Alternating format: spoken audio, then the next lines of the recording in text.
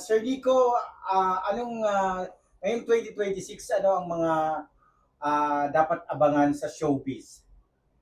Sa showbiz, ang dapat abangan is ang daming aangat, ang daming sisikat. Pero ang dami rin ako nakikitang negative.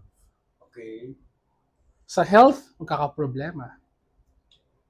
About passing away, a person will pass away, meron din. Hindi yung pass away na hinimatay, iba ibig sabihin.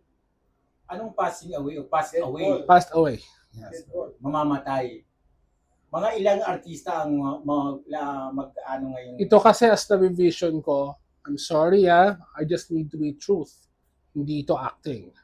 Siguro mga dalawa pa or tatlo pa. Kung mamalasin tayo, more than that.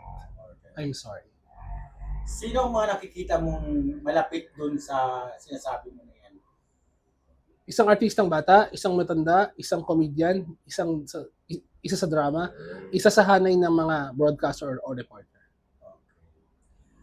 Sa mga love team tayo, unahin natin si Barbie Cortesa at si David Licauco. Anong una mo nakikita muna kay David Licauco? Kay Sir David naman, I can see a lot of good things coming to him. Blessings, properties, money, projects also. Pero may nabivision din ako mga negative na may mga hihila sa kanya pababa.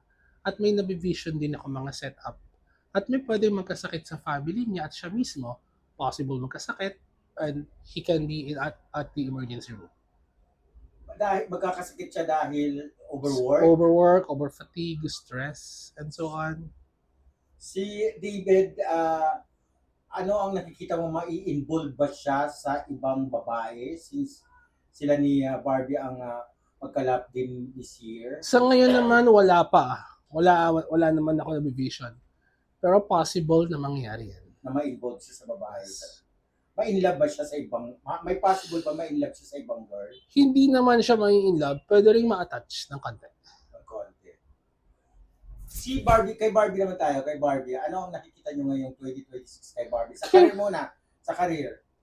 Kay Miss Barbie, nakikita ko sa kanya from January, February, March, April, stable ang career niya Konting aangat. Pero June, July, August, pataas na kasi may nakikita pa akong out of country. May nakikita rin akong more projects to her, more blessings, more money to come. Sa health niya? Sa health niya, ingat lang din. Posibleng ma-hospital siya at ma-confine ng ilang araw. Kung mamalasin tayo, makalinggo. Sa career? Sa career, her career will grow and grow, but not like it was before. Aangat yung career niya. Mas tataas pa. Pero hindi gaya ng dati.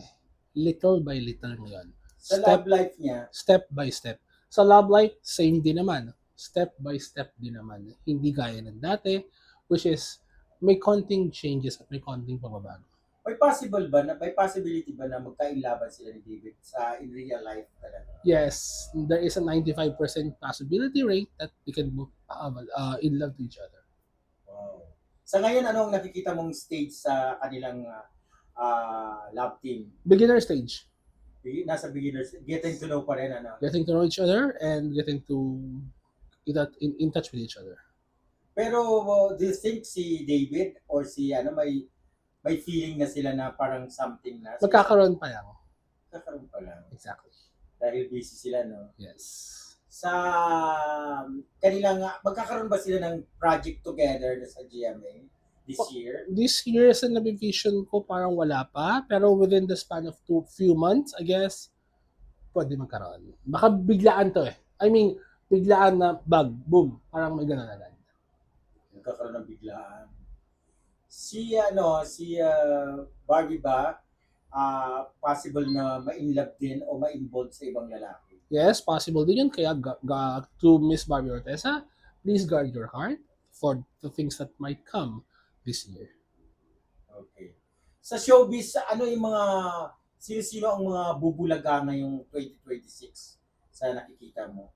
Bubulaga in terms of sisikat ng gusto sa ibang ano? May mga sisikat ng husto pero hindi kagaya ng sikat na sikat during the 90s.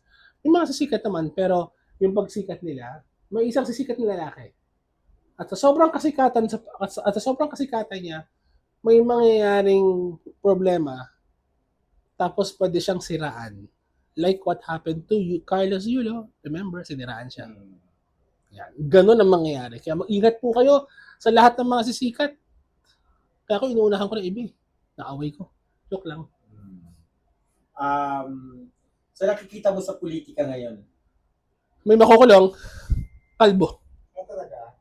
mga ilan? May makukulong, kalbo.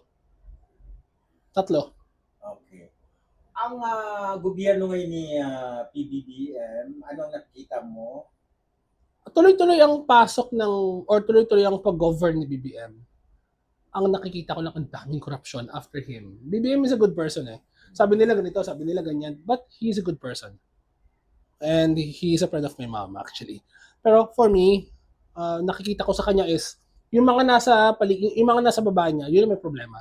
Siya naman, pwede siya magkasakit. And this is the bad thing. May impeachment ako nakikita. Hindi ako nagbabasa ng mga hindi ako mahilig sa politics. I can vision impeachment na niluluto nila.